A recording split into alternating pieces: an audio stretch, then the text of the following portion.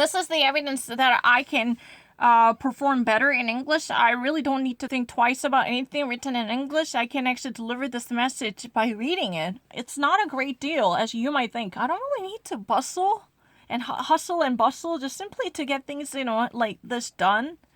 I'm not youngest. That's a really ridiculous argument. Let me actually prove otherwise. I'm not youngest person.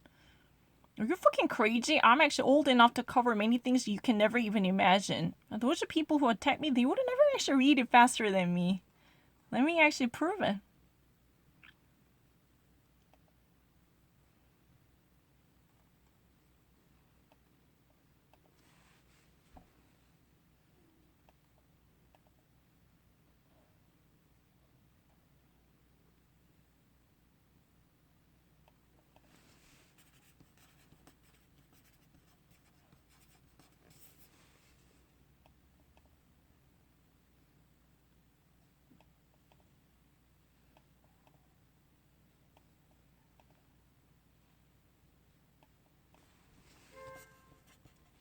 Fuck you. Shut up.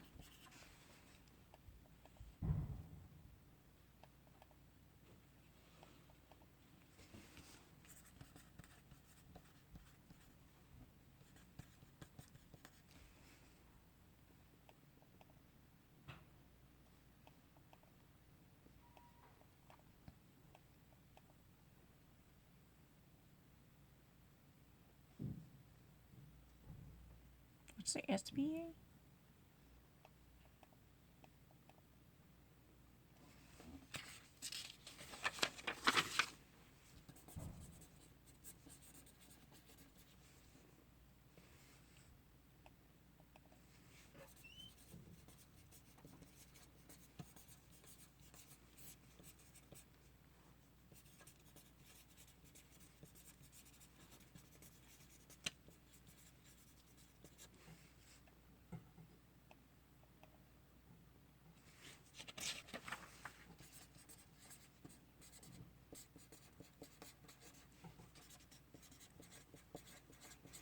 I don't really need to think twice about it. I read something faster and better than most of people. Let me actually demonstrate it.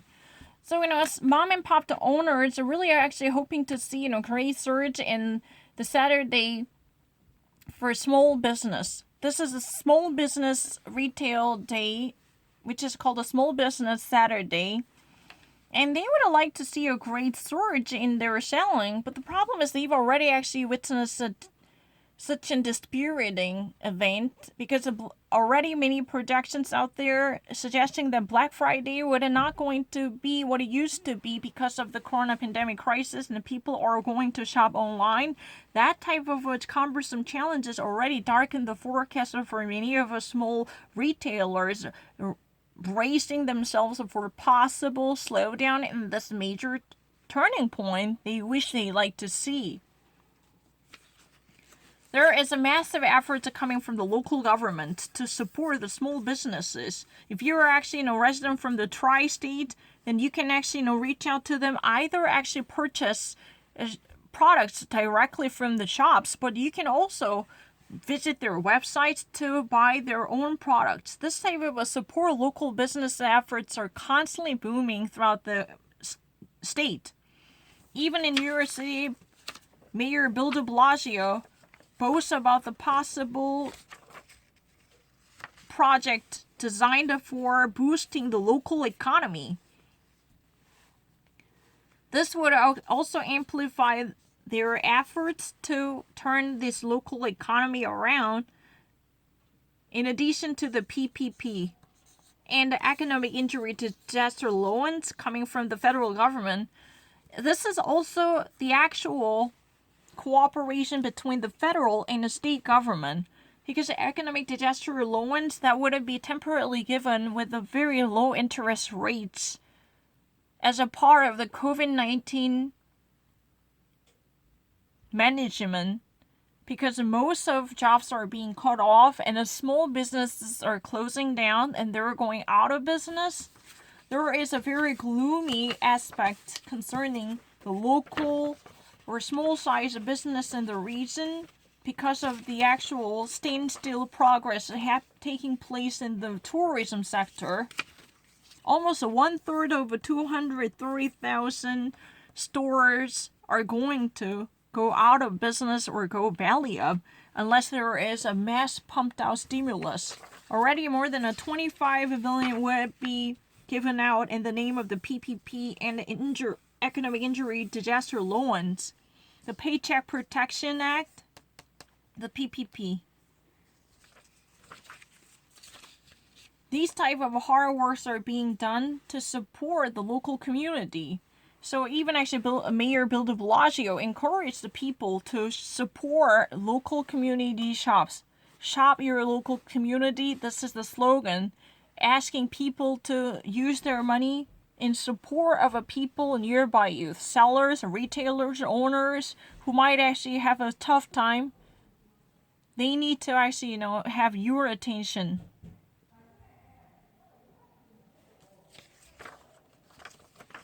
So what type of ways are actually suggested to support the business? They can actually, drop by the local shops. This is one traditional way where they can actually purchase a certificate or a gift card, which it could be redeemed later anytime they want to, or they can actually visit their online stores to place any type of products they like to have. That's also possible because in recent days, not just simply brick and mortar, but brick and click, this type of a fusion between online and offline stores are very common in New York. So people are more likely to purchase their items from both the venues. Maybe they actually hit the physical local shop, then they actually spot something they might like, then they can actually reserve it. They can actually bring it back to them, or they can actually order it online whenever they like to do. That's really easy. I don't think, there is any type of difficulty that I have. Yeah. Let me actually prove it. Let me prove it. Real serious one.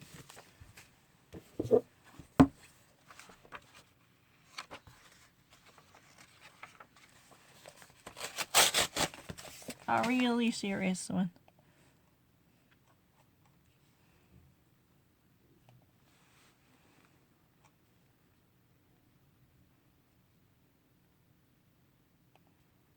It's not a great deal for me to read something on the internet. That's really not true. I'm not actually doing that in that way. That's not true. What are you doing? I never repeat any of them. That's not true. Oh, no, it's not possible. It's impossible. No internet. That's not true. We have an internet connection. That's really ridiculous. It's internal. How would you actually say that this is not internal? Have you actually not noticed that? It's really internal. Who would actually say that this is not internal? Are you crazy? Do you honestly think that I have heard about this before? You must be really a nut job if you ever think that I've heard about this before.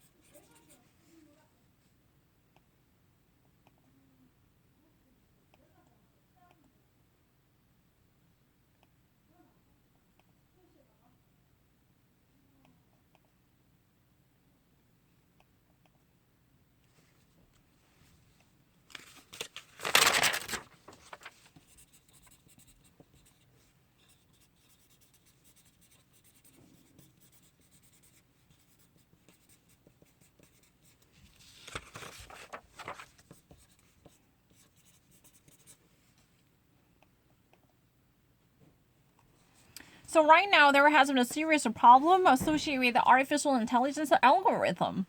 Facebook is accused of having mistakenly blocked several small business ads because its own advertising artificial system has been somehow mistaken about the nature of advertisements there were actually indeed a genuine content material from the small-sized businesses in partnership with the Facebook.